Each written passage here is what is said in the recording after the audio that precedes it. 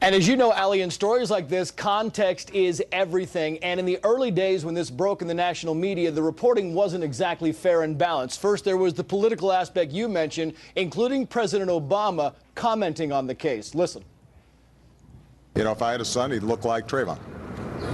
And,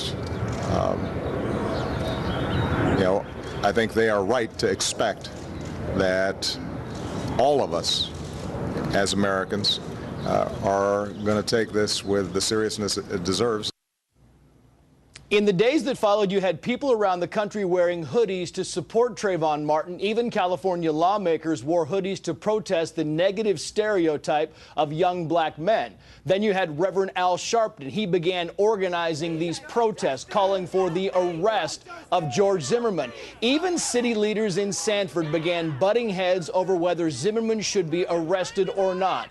And then you look at the initial media coverage. In the early days, it was a much younger picture of Trayvon Martin that was used consecutively by several people instead of a current picture that you see on the right-hand side of your screen. And despite the pictures to the contrary, the early reporting said that George Zimmerman had no noticeable injuries.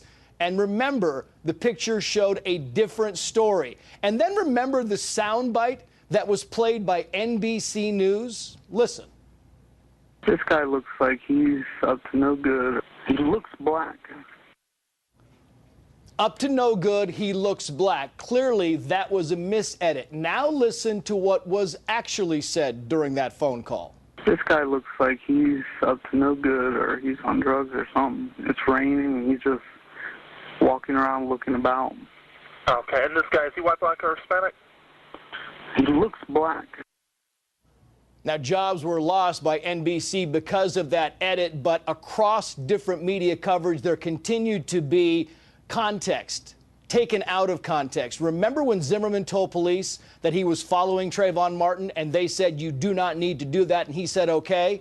Well, a lot of people said that he continued to follow Trayvon Martin, but the tape told a different story. Here's what it said directly after he said, okay. Listen. Okay, do you live in the area? Yeah. What's your apartment number? It's a home. It's 1950. Oh, crap, I don't want to give it out loud. I don't know where this kid is. Okay, do you want to just be with him right near the mailboxes then? Yeah, that's fine. Yeah, you can see the tape shows that he stopped following him, in fact, lost him for a certain amount of time. Both sides of the story is important, Ali, but the entire story is every bit as important. Of course, the jury will decide the final outcome in this. Right, and of course the case was much more complicated than at first blush. Trace, thanks for taking us back through it. So as this trial comes to a close, what role did Washington, D.C. play in the rush to judgment about race? Chris Stirewalt is Fox News digital politics editor and host of Power Play on foxnews.com. Hi, Chris. Well, when you put it that way, Ali, rushing to judgment is sort of the specialty down here. So if you want to rush to judgment, Washington, D.C. is a great place to come for it. Well, you make a good point. But from the get-go, Chris, this case sort of captured Washington, D.C.'s attention and became a political football in a way that most, criminal cases don't. Well, in America, we've often said and we've often seen race is in everything, and everything to some degree is about race. Certainly in the era of Obama, where the president, so many of the president's defenders accuse his detractors of having racial motive, it's in there. And the president himself, a president whose administration famously does not like to talk about ongoing investigations when they relate to itself. In this case, the president came out with a voice of sympathy for Mr. Martin and on and on. And the president took this to heart and made it part of who he was. If I had a son, he'd look like Trayvon. And things got very weird, very fast about this. And then what happened? What happened was it was less than advertised. We didn't get what we were promised. What we were promised was a story here that dealt with the big tableaus of race, white privilege, black youth, all of these things. We were promised bonfire of the vanities, and we didn't get that.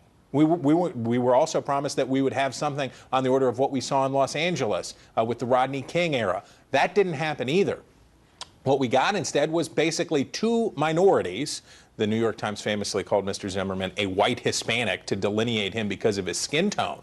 But you ended up with two minorities in a sort of exurban part of Orlando in a sad story with no winners. And it wasn't as advertised. So not only was there a rush to judgment in Washington, there was a rush to hype. So in other words, today, if everyone on Capitol Hill and in the White House knew what we know today, that it was a fist fight and that George Zimmerman's nose was broken and that there were cuts to the back of his head and that there's a debate about who was on top, but the evidence seems to suggest that Trayvon Martin was on top, would the president today have come out and said, Trayvon Martin could have been my son?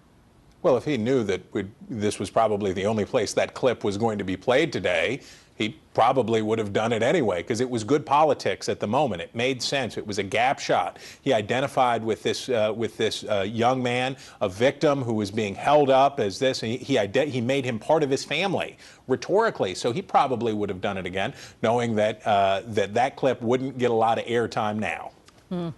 Chris Starwalt, thanks so much for giving